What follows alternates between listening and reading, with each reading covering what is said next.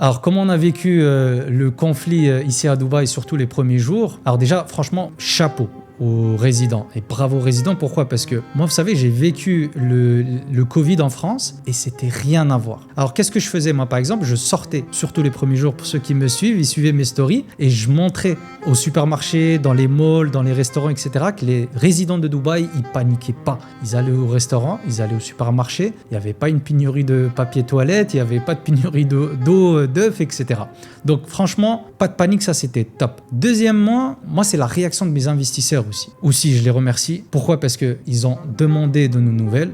Et deuxièmement, du côté de notre travail, l'immobilier, par rapport à nos investisseurs, dès le premier jour, au contraire, ils demandaient de nos nouvelles, est-ce que tout allait bien, etc. Moi, tous mes investisseurs, ils savent que j'habite avec mes parents ici, etc. Donc, ils demandaient surtout nos nouvelles. Et il n'y avait pas une ambiance de panique. Au contraire, voilà, ils fassent confiance au système, ils sont bien éduqués par rapport au marché de Dubaï, etc. Donc ça aussi, je dois le mentionner. Troisièmement, c'est la réaction du gouvernement. Vous savez, on fait confiance à Dubaï et c'est pas pour rien. Pourquoi? Première chose, on était avertis dès le début. D'accord? Donc on savait qu'est-ce qui se passait parce qu'il n'y avait pas des missiles qui attaquaient directement Dubaï. Ils attaquaient plutôt les bases américaines.